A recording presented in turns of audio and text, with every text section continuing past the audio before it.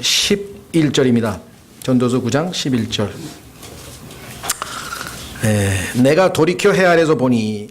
자, 이런 표현이 여러 번 나왔어요. 왜냐하면 이 솔로몬의 평생에 자기가 경험한 것들을 하나님이 주신 지혜를 가지고 관찰하면서 그 상황에서 그 경험을 근거로 해서 자기가 관찰한 것에 대한 어떤 결론을 내리다 보니까 중간에 가서 한참 있다가 이제 딴 주제에 대해서 또는 다른 관점으로 이렇게 자꾸 바뀌게 됩니다. 그래서 하나의 일관성 있는 어떤 주제가 아니라 자기의 삶에서 상황에 맞는 그러한 지혜와 자기가 겪은 내용들을 지금 얘기했는데, 하나님께서 이와 같이 다양한 이런 것들을 기록해 놓으신 이유는 이 땅에 지혜를 가진 인간이라면, 또 생각을 하는 인간이라면 솔로몬과 같은 생각을 할 수밖에 없다는 거죠. 인간은.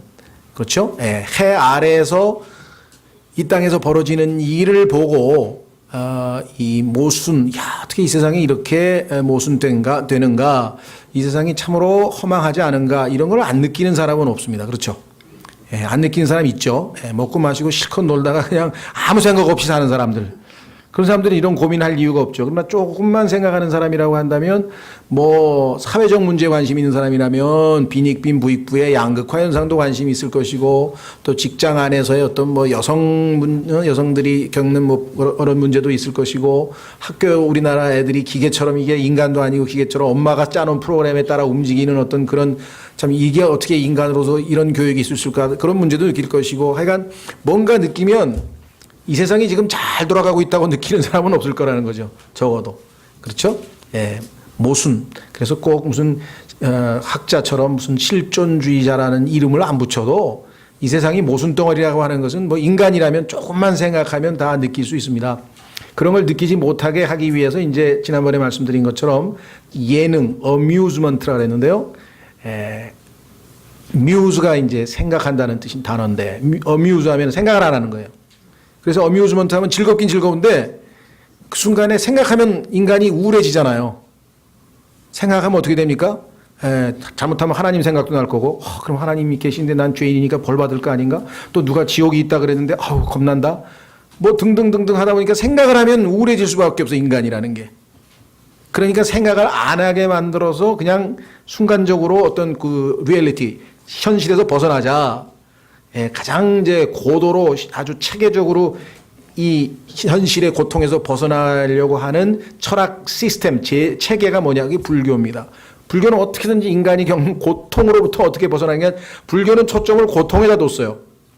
성경은 그 고통의 원인이 되는 죄에다가 맞췄어요. 하나님과 인간 사이에 끼어 있는 죄로 말미암아 하나님으로부터 오는 축복을 누리지 못하면 그것이 바로 고통이 되는 거니까 원인을 우리는 치료하는 것이죠. 그런 면에서 봤을 때 불교가 인간들에게는 굉장히 매력적입니다. 그래서 상당한 지식인들이 불교를 갈 수밖에 없는 게, 왜?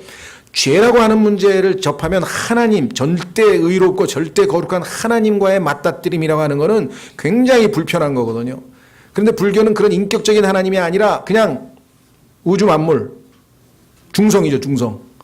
그리고 소위 말하면 그 하나님 앞에서 내가 죄를 인정하고 고백하고 이런 불편한 걸 싹 없애고 어떻게든지 고통을 없애는, 이 세상에서 가장 사람들에게 관심 있는 게 뭡니까? 고통 없애는 거잖아요. 고속도로에도 가도 운전하다가 고통 있으시죠? 안마 좀 하고 가세요. 전부 다 안마하고 가고요. 왜? 아프니까. 여기도 아프고 여기도 아프고. 밤낮 아프잖아요. 그죠? 마음이 아픈 사람 또 뭐 치유 명상 해가지고 또 뭐 이렇게 가가지고 하면서 뭐 하고, 또 심리극 왜 합니까? 뭐 죄 안에 있는 고통 막 괴로움 이거 다 토해내라고 심리 치료 뭐 별별 거 다 합니다. 원인은 뭐예요? 행복하고 편안하게 좀 살고 싶다는 거죠. 그런데 그거를 제공하시는 분이 하나님이시거든요. 근데 하나님 빼놓고 하려니까 얼마나 헛다리, 이게 안 맞는 얘기냐 이거죠. 솔로몬도 지금 이 땅에서 일어나는 모든 일을 보니까 헛되니 모든 것이 헛되도다. 왜? 해 아래에서 하나님 없이 인간이 아무리 좋은 것을 추구해도 그거는 일시적인 거야. 잠깐 반짝 행복했다가 없어져 버리는 거야. 그렇죠? 그래서 결국은 예수 그리스도를 통해서야만이 진정한 자유, 오늘 오전에 말씀은 진정한 자유, 진정한 행복, 진정한 참 자아, 다 자아 실현 뭐가 됐든지 간에 궁극적으로 우리를 행복하게 해주실 수 있는 분은 행복하신 하나님. 성경에서 하나님의 칭호가 blessed, 복 되신 분이에요. 근데 그걸 우리는 이제 하나님을 찬송 받으실 분이라고 하지만 실제로 그 blessed라고 하는 말이 성경에서 happy란 말입니다. happy.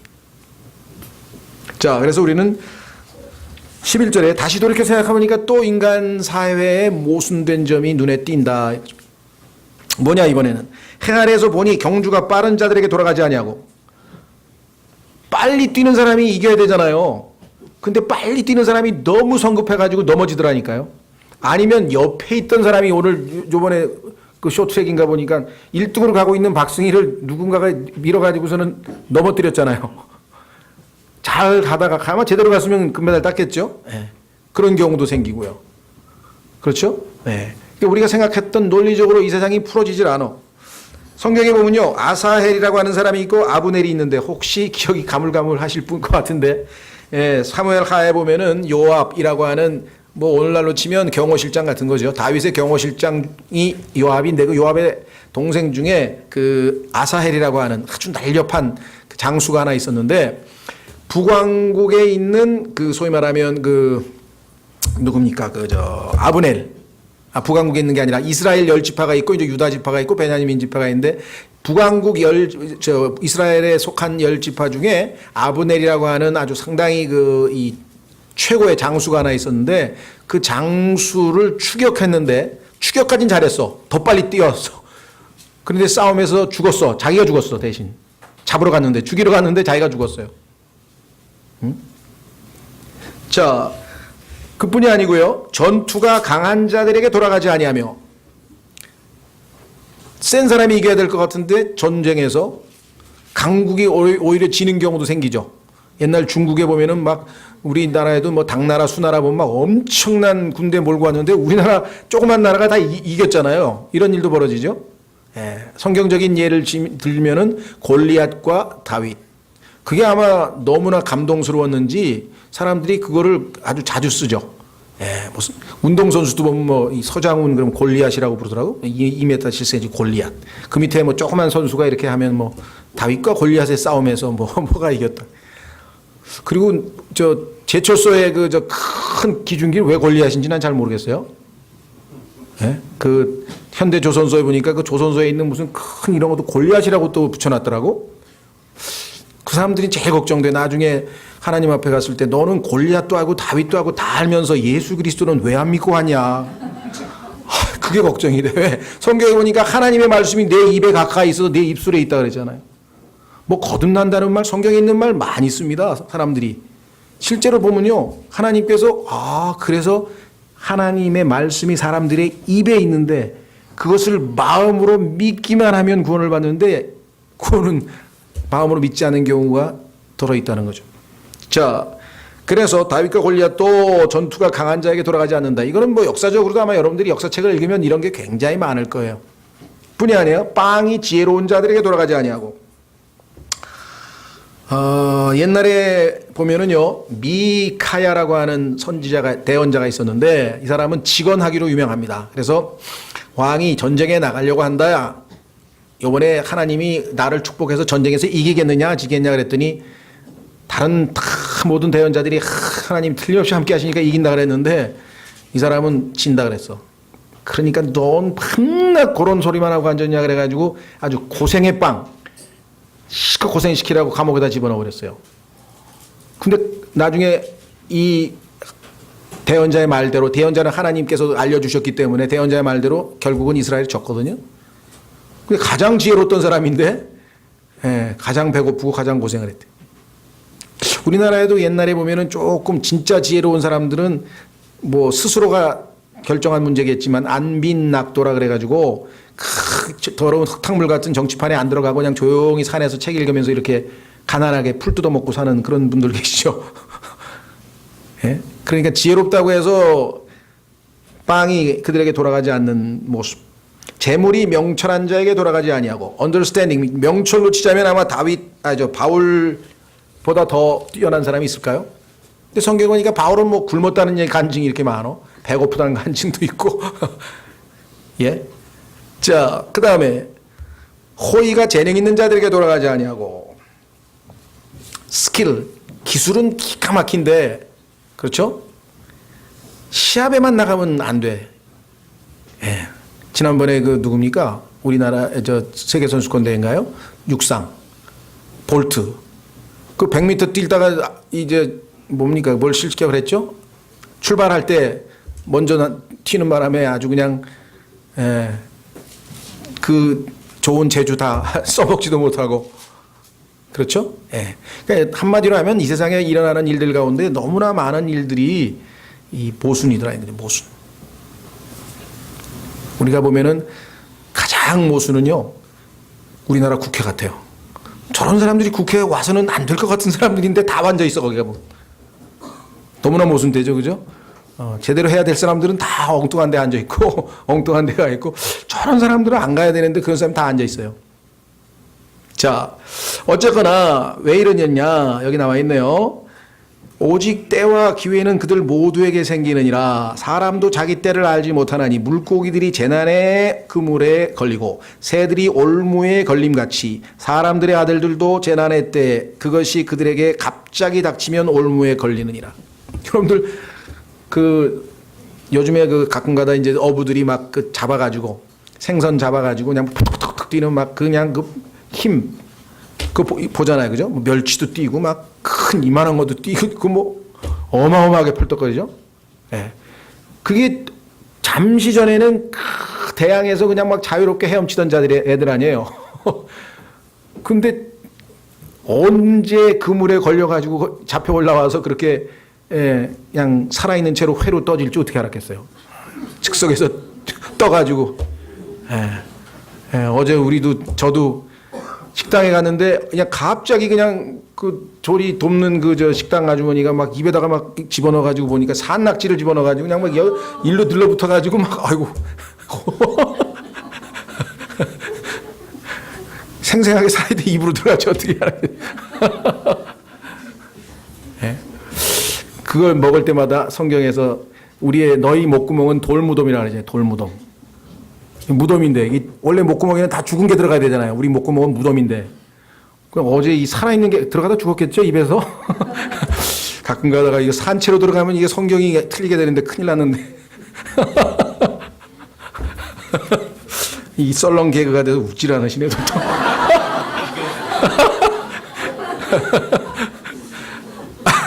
예, 어쨌거나 그물에 걸려도 새들도 휙 날아다니다가 탁 걸리면은 언제 그렇게 될 줄 알았겠어요. 예?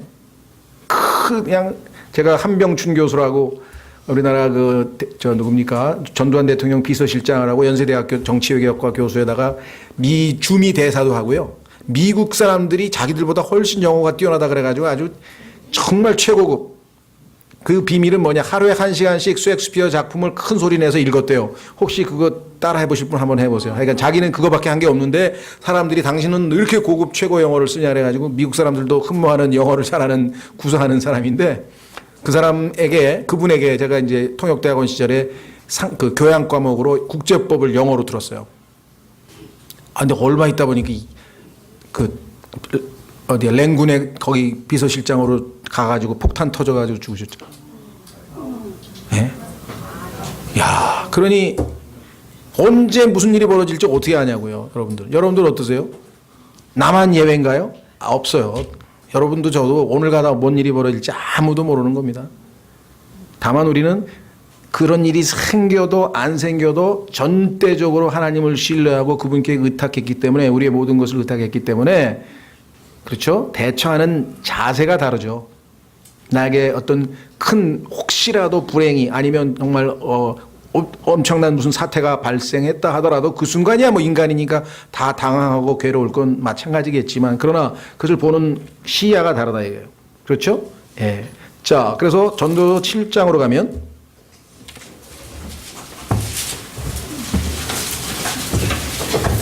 14절. 전도서 7장 14절. 우선 7장 14절 보기 전에요. 8장 17절부터 먼저 보겠습니다. 8장 17절부터 먼저 보시면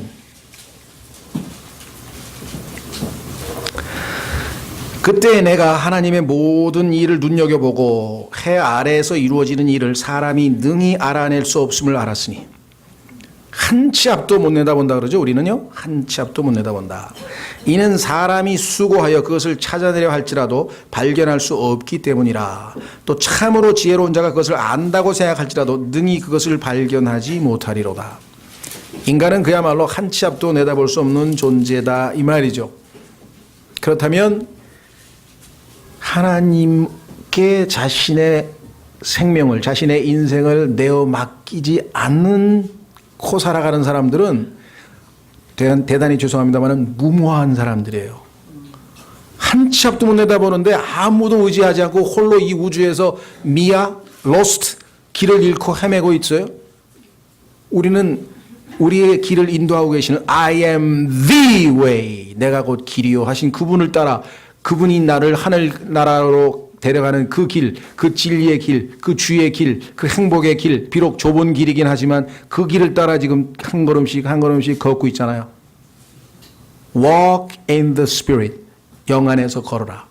물론 우리도 가다가 육신을 따라서 걸을 때가 자주 있죠. 그래서 우리도 참 돌이키고 다시 돌이키고 하는 때가 있지만, 그러나 적어도 목표 지점과 가야 할 그것은 알죠. 우리의 육신의 나약함과 또는 우리가 어떤 이 죄악된 성품이 때로는 우리가 무너져서 넘어질 때가 있기는 있죠.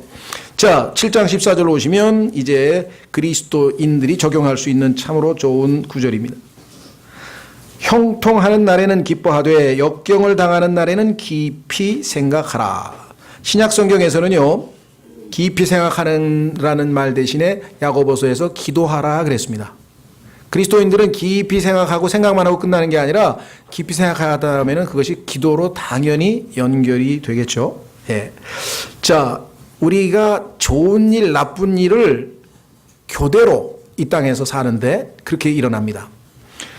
뭐 어떤 사람에게는 좋은 일이 많고 어떤 사람에게는 불행한 일이 좀 적고, 또 반대로 어떤 사람에는 큰 불행한 일만 있고 좋은 일이 정말 너무너무 적고, 뭐 이래서 행불행이 좀 엇갈리긴 하지만 그래도 항상 100% 좋은 일만 있고 항상 나쁜 일만 있고 이런 건 아니잖아요. 그렇죠?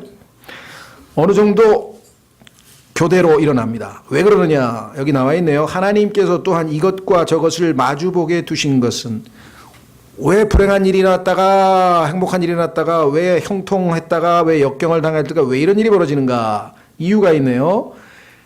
사람이 자기 뒤에 일어난 일을 찾지 못하게 하려 하심이로다. 인간의 머리를 써서 미래를 예언하고 내다보고 그렇게 하지 못하도록 하나님이 하셨다. 그럼 어떻게 돼요? 하나님을 신뢰하고 믿고 따르도록. 그래서요, 인간이 세상에서는요, 독립적이라고 하는 것이 좋은 쪽으로만 쓰이지만 성경에서는 인간이 하나님으로부터 독립하는 것이 죄예요. 그죠? 예, 자식의 불행은 어머니 아버지의 간섭에서 떠나서 내 마음대로 좀 살아볼게 하면 거기서부터 불행이 시작이 되는. 자, 그래서 우리는 이 그리스도인들에게 있어서는 야고보서에서 조금 더 구체적으로 적용할 수가 있습니다. 여러분과 제가 이 땅에서 이런 일도 벌어지고 저런 일도 벌어지고 할 때마다 우리 그리스도인들의 경우에는 대처하는 방법이 세상 사람들과는 다르다. 어떻게 다른가? 야고보서 5장.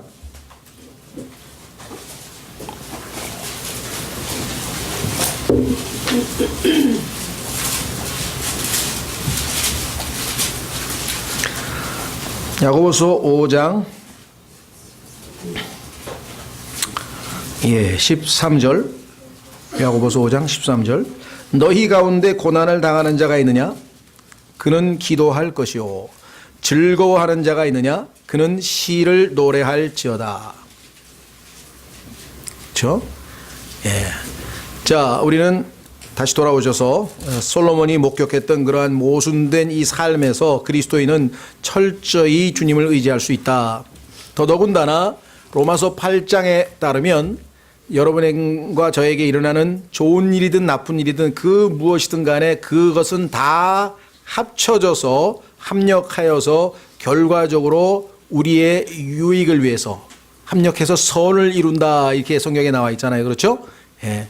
하나님께서 때로는 어려운 점을 주고 때로는 좋은 일도 주고 이것이 교차적으로 일어나서 결국은 주님께서 의도하시는 마지막 굿, 여러분과 저에게 가장 좋은 것은 뭐냐? 그것은 여러분과 제가 하나님의 아들의 형상으로 바뀌는 것이에요.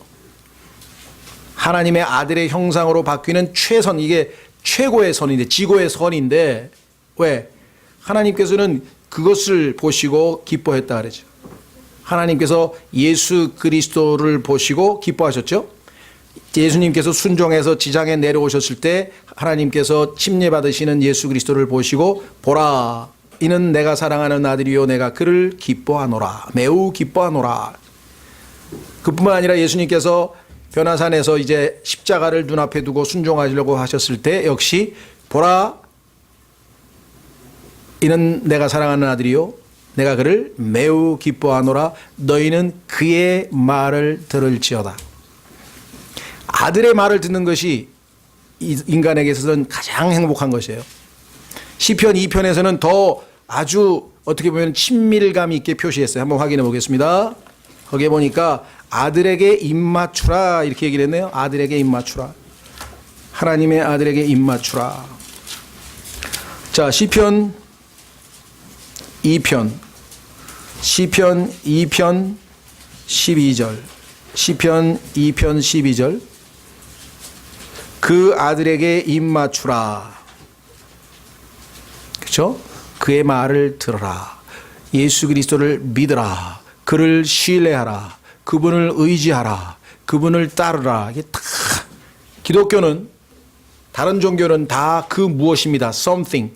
그것이 진리라고 하는 사상이 됐던, 그것이 어떤 그 체계적인 훈련이 됐던, 아니면 그 무엇이 됐던, 오직 성경에 계시된 하나님만은 인격을 가지고 계신 분이고 그분만이 우리를 사랑하실 수 있고 그분만이 우리와 커뮤니케이션 소통하실 수 있습니다. someone, 인격이세요. 그 누구이시지 그 어떤 것이 아니에요. 여러분도 신앙생활할 때 성경에 써있는 어떤 하나님이 쓰신 사상을 따라간다. 아주 잘못된 신앙입니다. 그분을 따르는 거죠. 그죠? 하나님을 따르는 거죠. 하나님의 말씀을 지킨다고 하는 것은 그 하나님의 말씀 뒤에 인격이신 그분과 연관이 있는 것이지, 예를 들면 다른 종교는요, 그 창시자가 죽어도 아무 문제 없어요. 왜? 그 사람들이 나는 써놓은, 공자가 써놓은 논어를 읽든 아니면 불경을 읽든 써놓은 거 있잖아. 기독교는 만약에 지금 예수님께서 부활하셔서 셋째 하늘에 안 살아 계시면 성경은 써놓은 게 아무 의미가 없어. 이거 아무짝에도 소용없는 거예요. 예? 그분의 음성이기 때문에 이 말씀을 통해서 그분을 알아가는 거지. 이거를 갖다가 고시 공부하듯이 머릿속에다 집어넣어가지고 시험 쳐서 이런 게 아니잖아요. 자, 다시 돌아오셔서 전도서 9장.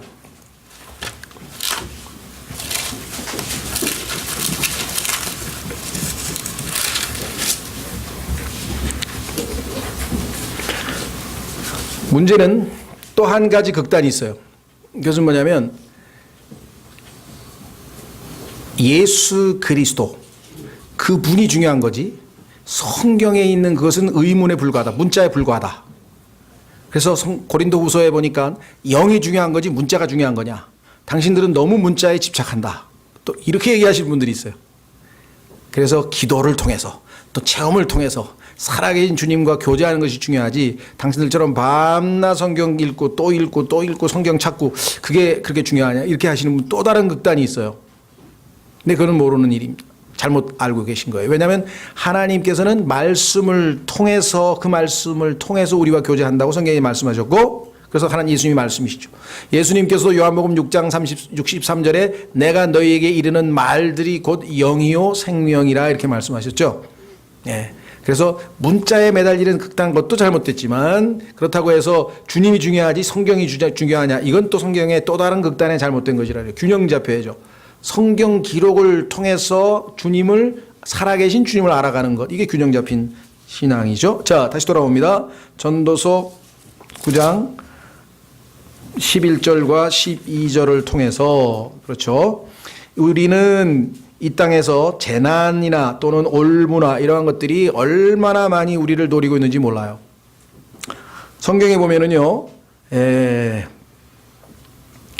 이 마귀도 우리에게 이 온갖 종류의 올무와 또 여기 그물을 쳐서 우리를 넘어뜨리려고 하고 있고, 가끔 가다가는 우리가 하나님 앞에서 잘못된 자세를 취했을 때는 하나님 자신이 때로는 우리에게 올무와 이 그물을 놓아서 우리로 하여금 우리 스스로를 돌아보게끔 넘어뜨리게 하시는 경우도 종종 나타나요. 성경에 보면.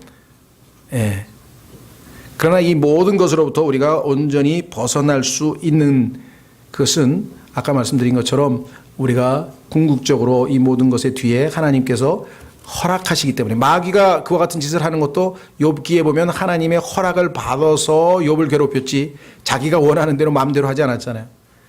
그래서 역설적으로 가장 불행한 사람을 다루고 있는 욥기라고 하는 책이 우리에게 가장 어떤 의미에서는 이 희망을, 소망을 주는 거예요. 왜?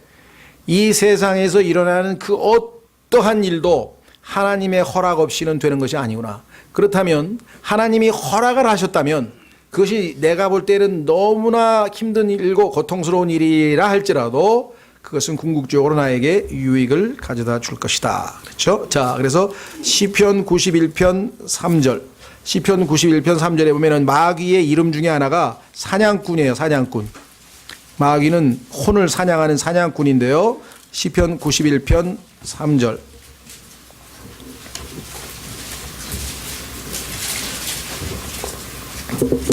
자, 1절서부터 보시면 지극히 높으신 이의 은밀한 곳에 거하는 자는 전능자의 그늘 밑에 거하리로다. 내가 주께 대하여 말하기를 그분은 나의 피난처시요 나의 요새시요 나의 하나님이시니 내가 그분을 신뢰하리라 하리로다. 그분께서 너를 새 사냥꾼의 올무에서와 해로운 역병에서 확실히 건지시리로다. 그분께서 자신의 깃털로 너를 덮으시리니 내가 그분의 날개 밑에서 그분을 신뢰하리로다. 그분의 진리가 너의 큰 방패와 작은 방패가 되리니 내가 밤에 임하는 두려움과 낮에 따라드는 화살과 어둠 속에서 다니는 역병과 한낮에 피폐하게 하는 멸망을 무서워하지 아니하리로다. 주님에 대한 확고한 신뢰가 있다면 우리 앞에 놓여있는 모든 것들을 우리가 능히 정복하고도 남는다. 그래서 로마서 8장에 보면은 여러분과 제가 우리는 정복자 이상의 사람이라 한번 확인해 보겠습니다. 로마서 8장. More than conqueror. More than conqueror 한 말을 썼죠. 자, 로마서 8장에 보면요. 우리를 가로막고 있는 어려움의 명단이 나옵니다. 쭉 보면은요. 야, 여러분들은 나는 이렇게까지 힘든 일은 없었다. 그럼 감사하셔야죠. 하나님 앞에. 네. 바울은 이걸 다 체험을 했기 때문에 써놓은 거예요. 그런데 바울이 가장 베스트 크리스천이야. 가장 고난을 많이 받았는데 그럼 바울이 뛰어난 겁니까? 아니죠. 우리 바울을 그렇게까지 함께 해주신 주님이 놀라우신 분이 되는 거예요. 그래서 바울은 나의 나 된 것은 하나님의 은혜로다. 내가 아니라 그랬잖아요. 바울이 이렇게 위대할 수 리가 있나? 다만 바울은 이분을 신뢰한 것뿐이야. 로마서 8장 31절부터 보겠습니다. 로마서 8장 31절부터 그런즉 이 일들에 대하여 우리가 무슨 말을 하리요? 만일 하나님께서 우리를 위하시면 누가 우리를 대적하리요? 아무리 어려운 일이 벌어져 하나님이 나를 내 편인데 자신의 아들을 아끼지 아니하시고 우리 모두를 위해 그분을 내주신 분께서 하나님이 가장 소중히 여기는 것 그것이 바로 주님인데 예수 그리스도 아들을 보내셨다면 어찌 그 아들과 함께 또한 모든 것을 우리에게 값없이 주지 아니하시겠느냐? 누가 하나님께서 선택하신 자들을 무슨 일로 고소하리요? 의롭다 하시는 분은 하나님이시니 누가 정죄하리요? 죽으신 분은 그리스도시요 참으로 다시 일어나시는 분도 그리스도시며 시니 그분께서는 바로 하나님의 오른편에 계시며 또한 우리를 위해 중보하시느니라. 누가 우리를 그리스도의 사랑에서 떼어 놓으리요? 환난이나 여러분들 겪고 있는 게 지금 환난입니까? 아니면 공경이나 핍박이나 기근이나 벌거벗음이나 위험이나 칼이랴. 여기 나와 있는 7개 중에서 지금 몇 개 여러분에게 지금 해당됩니까? 너무나 우리는 편안하게 살고 있죠. 이것은 기록된 바 우리가 종일토록 주를 위해 죽임을 당하며 도살당할 양같이 여겨졌나이다 함과 같으니라. 매일 도살장으로 끌려가는 양 같은 마음 자세로 그런 상황에서 살았. 문제는 이 모든 것들을 충분히 정복하고도 남았다. 왜? 37절 아니라 이 모든 것 가운데서 지금 읽은 이 모든 어려움 가운데서 우리는 우리를 사랑하신 그분을 통해 정복자들보다도 더 나은 자들이니라. 여러분과 제가 얼마나 예수 그리스도께서 함께 하시기만 하면 어떠한 존재인가. 실제로 교회 2000년 역사상 이런 과정에서 승리한 많은 사람들의 간증이 있죠. 예. 38절 내가 확신하노니 사망이나 생명이나 천사들이나 정사들이나 권능들이나 현재 있는 것들이나 장래 있는 것들이나 높음이나 깊음이나 다른 어떤 창조물이라도 능히 우리를 그리스도 예수 우리 주 안에 있는 하나님의 사랑에서 떼어놓지 못하리라. 구원의 영원한 보장에 관한 가장 확실한 말씀이 로마서 8장 31절에서 39절 말씀입니다. 조금이라도 구원에 대해서 흔들리거나 또 어려움에 처해 있을 때는 이 말씀으로 잘 읽고 묵상하시면 능히 우리가 승리하실 수 있겠죠. 자, 다시 돌아옵니다. 전도서 9장. 자, 나머지 이 부분은요 이렇게 되어 있습니다. 13절서부터 18절까지. 내가 또 해 아래에서 이 지혜를 보았는데 그것이 내게는 크게 보였노라. 이 해 아래 보니까 지혜 있는 사람 많죠. 그렇죠? 여러분들 그 중국 고전에 보면요, 아이고 대단한 사람들 많더라고요. 정말 지혜로운 사람들 많아요. 예.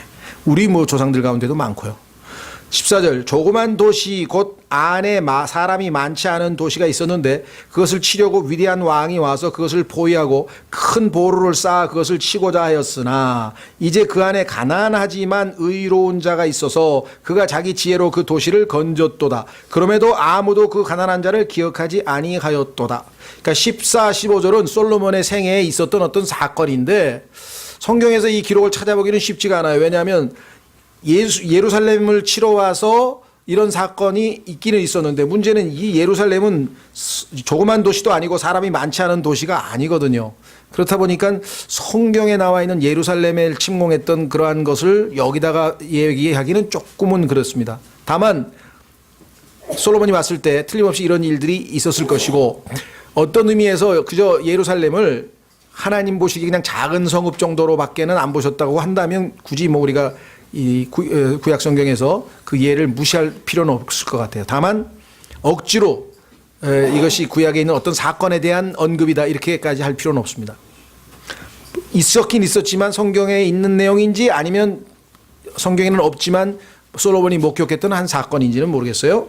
16절 그러므로 내가 이르기를 지혜가 힘보다 나을지라도 힘보다 지혜가 더 낫죠. 예, 그래서 아주 뛰어난 장수보다도 제갈공명 같은 지혜로운 사람 하나 있으면은 뭐 장수 몇 명의 역할을 할 수 있죠. 가난한 자의 지혜는 멸시를 받고 그의 말들은 사람들이 듣지 아니한다 하였노라. 아마 당시에 그 지혜를 동원해서 성을 구해낸 그 사람이 있었는데 그 사람의 말이 사람들에게 무시를 당한 것 같아요. 자, 근데 17절 하니까 또 모순되는 얘기가 나왔네.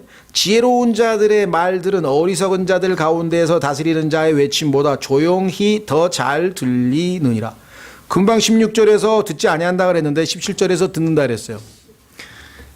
이런 걸 보면 성급한 사람이나 아니면 마음 자세가 하나님 앞에서 비뚤어진 사람들은 나왔다. 성경에 모순된 게 나왔다. 또 나왔다. 성경에서 뭔가 모순된 걸 찾는 사람들은 이런 구절들만 보면 그냥 눈이 번쩍 뜨이는 것 같아요. 그렇죠? 예. 그래서 아주 이런 것만 또 다 찾아가지고 책 낸 사람도 있어요. 참 대단한 사람들이야. 성경의 모순들 뭐 이런 거 찾아내가지고 그랬더니 하나님께서 그것이 모순이 아니라고 또 하나님의 일꾼을 시켜가지고 다 성경 찾아서 답변을 다 써놨어. 왜 그런 짓을 해서 우리를 골치 아프게 하는지 그냥 믿으면 되는데. 예? 그런데 또 그런 걸 질문하는 사람이 있어요. 얼마나 편해요. 그거 읽으세요. 나는 그거 다 기억도 안 나. 그러니까 그 책 찾아서 사서 읽으세요. 그래서 난 대답을 할 수가 없어. 하도 설명이 아주 막 성경 구절을 많이 찾아야 되니까.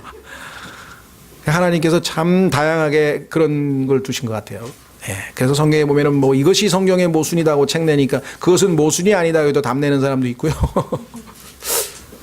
자, 그 다음에 마지막 구절. 지혜가 전쟁 무기보다 나으나 죄인 하나가 많은 선한 것을 파괴시키느니라. 자, 여기서 우리는 중요한 거는요, 이 구절의 역사적 어떤 사실을 구체적으로 어떤 것이다 이렇게 얘기하기는 어렵고요. 다만 아까 말씀드린 것처럼 우리가 영적으로 우리에게 적용을 하면 우리에게 좀 신학 그리스도인들에게 도움이 되겠다 이렇게 생각을 합니다.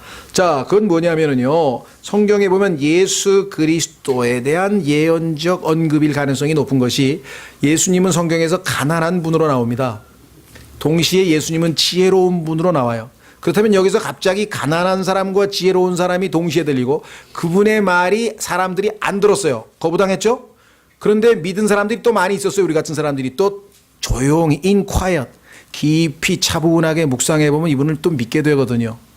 그렇죠. 그런 의미에서 볼 때는 예수 그리스도에 대한 언급으로 우리가 영적으로 적용한다고 해도 크게 무리가 될 게 없겠죠. 자, 확인해 보겠습니다.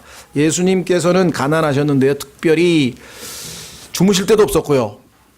그러니까 집 없는 분들은, 주무시기가 어려운 분들은 그 점에서는 굉장히 예수님을 닮으신 거예요. 그러니까 위로가 되시는 거야. 그렇죠? 예. 못생긴 분도 마찬가지. 성경에 보니까 예수님이 또 못생기셨다. 얼마나 위로가 돼요. 저 같은 사람. 야, 예수님이 훈남이 아니고 요즘에 말하는 옛날에는 그렇게 생긴 사람은 다 기생오래비 같다 그랬어. 근데 왜 요즘은 그걸 멋있다 그러는지 모르겠어. 여자들이 눈이 삔 게 아닌가요? 옛날 같으면 우리 같이 생긴 사람을 대장부 같다 그랬거든. 이거 그냥 무식하게 생겼다 그러고 그냥 뭐 삐쩍 말라가지고 귀에다 귀걸이 달고 뭐 얄싹하게 생기고 뭐 코가 삐쭉 나오고 짱동거리인지 무슨 똥거리인지 난 그게 왜 그렇게 멋있는 거예요? 난 이해가 안 가. 저만의 착각이겠죠. 어쨌거나 뭐 다들 그렇다는데 뭐라 그랬어요. 근데 성경에 보니까 예수님은 외적인 아름다움이 없었다는 게 얼마나 위로가 돼요. 이 세상에 잘생긴 사람은 뭐 2%밖에 더 되겠어요? 1%밖에 더 되겠어요? 얼마나 감사해요. 그렇죠? 그 다음에 또 가난하셨다 그랬어요.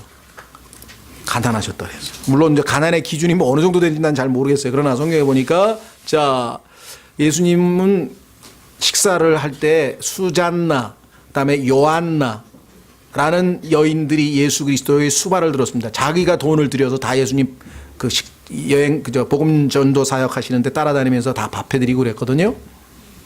예. 참, 이 헌신된 그 자매들의 이름인데요. 자, 어쨌거나 한번 확인해 보겠습니다. 고린도후서 8장. 예수님은 원래는 부자셨는데 가난하게 되셨어요.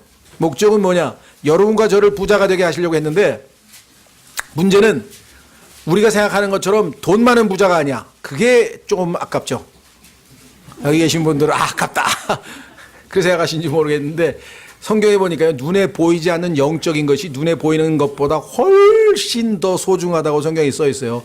프라이슬리스잖아요. 값을 매길 수가 없잖아요. 값을 매길 수가 없는. 근데 그리스도인들마저도 눈에 보이는 것에 왜 그렇게 현혹이 되는지 모르겠어요. 그렇죠. 눈에 보이는 것에 현혹되는 정도에 따라 그 사람의 신앙이 결정이 되는 거예요. 눈에 보이는 것에 현혹이 안 되고 마음이 흔들리지 아니하고 보이지 않는 영적인 것에도 마음이 가 있다. 그것이 우리가 주님을 향한 마음과 또 영적 성숙의 모습이죠. 자, 고린도후서 8장 9절. 우리 주 예수 그리스도의 은혜를 너희가 알거니와 그분께서는 부요하셨으나 rich 너희를 위하여 가난하게 되심은 자신의 가난으로 말미암아 너희를 부요하게 하려 하심이라. 자, 예수님은 온 우주를 가지고 계신 분이고 예수님이 사시는 새 예루살렘 성은 그 성이 미국의 한 3분의 2쯤에 해당하는 크기라 그래요. 계시록에 나와 있는 새 예루살렘의 그 스타디온 뭐 누가 계산했는지 모르겠어요. 그게 또 맞는 계산인지도 모르겠어요. 하여간 누군가가 계산해 놓은 거에 하면은 미국의 3분의 2 정도가 되는 그 어마어마한 새 예루살렘 성인데 거의 도로가 다 투명한 순금이에요. 금이 지금은 99% 몇 K 뭐 그러잖아요. 완전히 퓨어 100% 순수하면요 투명해져. 금이 투명한 그 금으로 된 거리예요. 예? 독립문 같은 큰 대문이 있을 거 아니에요. 그게 진주 한 개야, 한 개짜리. 그러니까 시중에서 뭐 이만한 게 뭐 이런 건 아무것도 아니에요. 그냥 버리세요, 그거는. 나중에 이 문이 이게 진주 하나로 된 대로 들어갈 판인데 독립문보다 더 큰 진주. 예? 그다음에 그 몇천 킬로가 되는 성벽이 다 12가지 보석 이름도 나 외기도 어려워. 예? 거기서 하시던 분이에요, 예수님이. 근데 이 땅에 내려와서 말구 위에서 태어나서 우리 누가복음 요즘 공부하고 있습니다만은 그렇게 사셨어요. 그 부자가 왜 이렇게 가난하게 되셨어요? 여러분과 저를 어떻게 하시려고 부자가 되게 하는데 어떤 부자냐 이게 문제가 있는 거예요. 그렇죠? 물질적으로 부자가 되게 하신 것은 나중에요. 천년왕국에 가면은 물질적으로도 부자가 돼. 그러나 지금 이곳에서는 그거보다 더 가치 있는 거를 주셨어요. 자, 에베소서 1장 3절. 에베소서 1장 3절.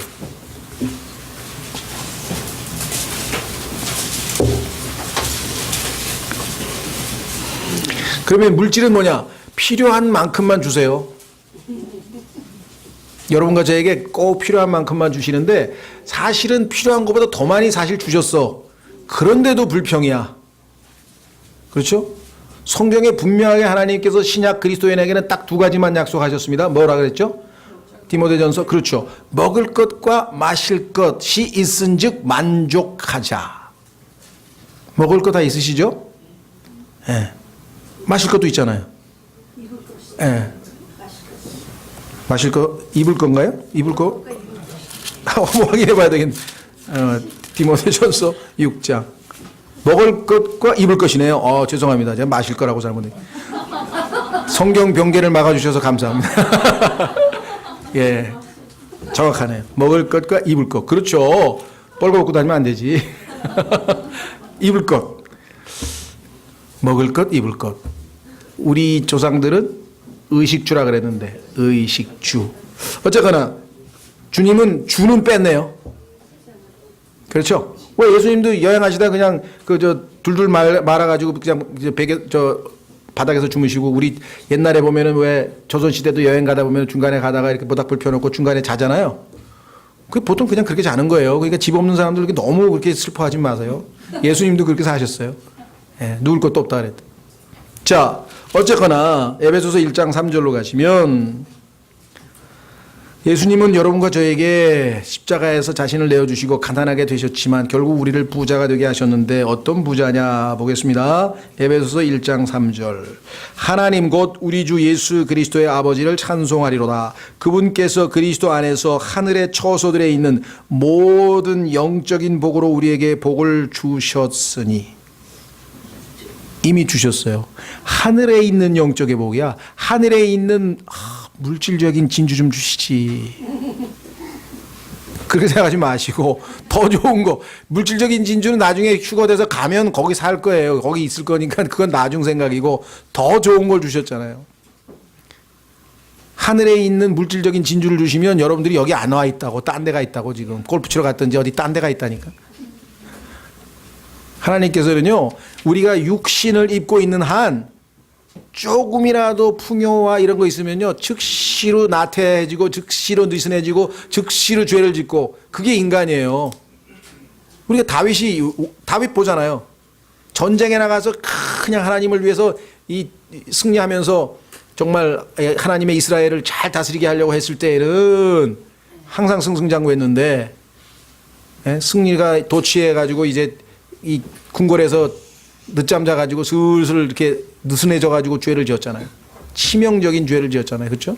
예, 그 우리에게 얼마나 교훈이 되는 겁니까? 우리의 교훈을 위해서 또 구약 성경을 기록하셨다고 성경에 말씀하셨다는 거죠. 자, 그러면 마무리를 짓겠습니다. 전도서 9장 7절에 보면은 이 가난하고 지혜로우신 분, 지혜는 안 찾았네. 지혜. 고린도 전서 1장. 고린도전서 1장에 가면은 예수 그리스도께서 지혜이십니다. 저희 교회가 보니까 지혜라는 이름을 가지신 분이 굉장히 많아요. 이제 최연장자이신 우리 최지혜 자매님이 오늘 아프셔서 이제 감기 때문에 또 못 오셨는, 몸이 안 좋으셔서 못 오셨는데 최지혜 자매님 계시고, 제일 어린 지혜가 윤지혜인가요? 윤지혜는 몇 살이에요? 17살인가? 크네. 그러면 또 무슨 지혜가 있지? 박지혜. 또 뭔 지혜가 또 있는데? 하여간 보니까 4명인가 5명 돼. 지혜가 아주 좋은 이름 같아요. 자, 여기 보시면 1장 24절.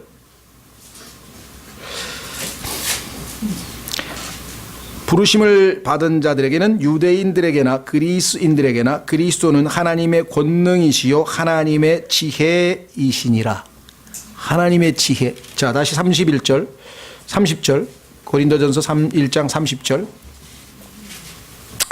그러나 너희는 하나님에게서 나서 그리스도 예수님 안에 있고 예수님은 하나님에게서 나서 우리에게 지혜, 의, 성별, 구속이 되셨으니. 잠언 8장에 가면은 나 지혜가 외치노라. 한번 확인해 보겠습니다. 잠언 8장. 잠언 8장 전체가 의인화된 지혜예요. 지혜라고 하는 그 주어가 나오는데 사람이에요. 사람처럼 의인화되어 있어요. 뭐라고 해나 보세요. 이것을 잘 읽어보면 아, 이것이 바로 예수 그리스도라고 하는 걸 금방 알 수 있어요. 예수님께서 자신이 지혜라고 한 구절 성경에 기억납니까? 네, 지혜는 자기 사람들로부터 의롭다 칭함을 받느니라. 예수님께서 자기가 지혜라고 말씀하셨죠? 복음서에서. 자, 잠언서 8장에 보시면 1절. 지혜가 외치지 아니하느냐? 명철이 자기 음성을 내지 아니하느냐? 쭉 하면서 6절. 들어라, 내가 뛰어난 것을 말하리니. 지혜가 말씀하고 있어요. 그렇죠? 자, 밑으로 내려갑니다. 15절. 나를 통해 왕들이 통치하며. 왕들을 세우신 분이 누구라 그랬어요? 예수님이라 그랬죠? 로마서 13장에. 그렇죠? 예. 그 다음에 30절. 내가 그분과 함께하며 자란 자로서 그분 곁에 있어 날마다 그분의 기쁨이 되었고 항상 그분 앞에서 행하였으며. 아들 하나님께서 아버지를 항상 기쁘게 하신 모습이 쭉 나와 있죠? 자, 35절. 누구든지 나를 찾는다는 생명을 얻고 주의 호의를 얻으리라.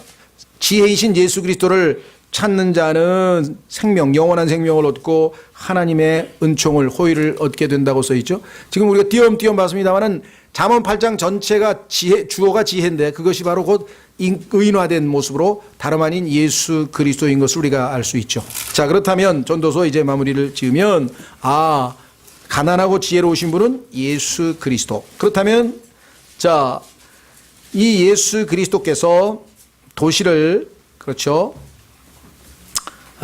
구해내셨는데 15절에 보면 건졌도다 그랬죠. 이 건졌다고 하는 단어는 영어에 delivered라고 하는데 deliver라고 하는 말은 구약 성경에서 구출하다, 이스라엘 백성들을 위험으로부터 구출하다. 하나님은 구출자, deliverer, 구출자로 자주 계시대요. 성경에 보면. 따라서 여기서 도시를 구출했다는 얘기는 단지 도시를 무너지지 않게 지켰다는 그런 뉘앙스보다는 도시 안에 있는 사람들을 생명을 건져냈다는 뜻이겠죠. 그렇죠? 그렇다면 영적으로 우리에게 정하면 어떻게 되겠어요? 우리를 주님께서 이 세상의 모든 예를 들면은 뭐 지옥의 영원한 형벌로부터 또 우리의 나쁜 습관으로부터 세상의 여러 가지 미혹으로부터 모든 것으로부터 우리를 구출해 내시는 지혜로우신 예수 그리스도. 우리가 이렇게 해서 주님을 여기서 발견해낼 수가 있겠습니다. 15절. 이제 그 안에 가난하지만 지혜로운 자가 있어서 그가 자기 지혜로 그 도시를 건졌도다. 그럼에도 아무도 그 가난한 자를 기억하지 아니하였도다. 초림하셨을 때 예수 그리스도는 3년 반 동안 그렇게 많은 기적과 그렇게 많은 위대한 일들을 보이셨는데도 불구하고 실제로 마지막 약 120명만 다락방에서 예수님이 하신 약속이신 성령님을 기다리고 있는 것을 우리가 보게 되죠. 120명만 구원받았다. 예수님이 3년 반 동안 겨우 전도해서 그렇게 단너는 못하더라도 적어도 예수님의 말씀을 붙들고 기다렸던 사람은 그렇게 많지 않았다는 거. 120명밖에 없었다는 거죠. 16절. 그러므로 내가 이르기를 지혜가 힘보다 나을지라도. 자, 힘. 여러분들 다니엘서에 보면 시간은 없어서 찾지 않겠습니다. 다니엘서에 보면은 마지막 시대, 이 마지막 시대의 그 마귀의 이름이 God of Forces라는 말이 있어요. 우리말로는 이걸 힘의 신이라고 번역했나요? 내가 지금 한번 확인해야 되겠네. 저 번역을 옛날 거 성경하고 막. 자, 한번 보세요. 뭐라고 돼 있나? 다니엘서에 보시면 마지막 시대의 이 적그리스도가 자신을 무엇으로 사람들에게 드러내느냐. God of Forces 어디 있나? 몇 장이죠? 9장, 11장, 10장.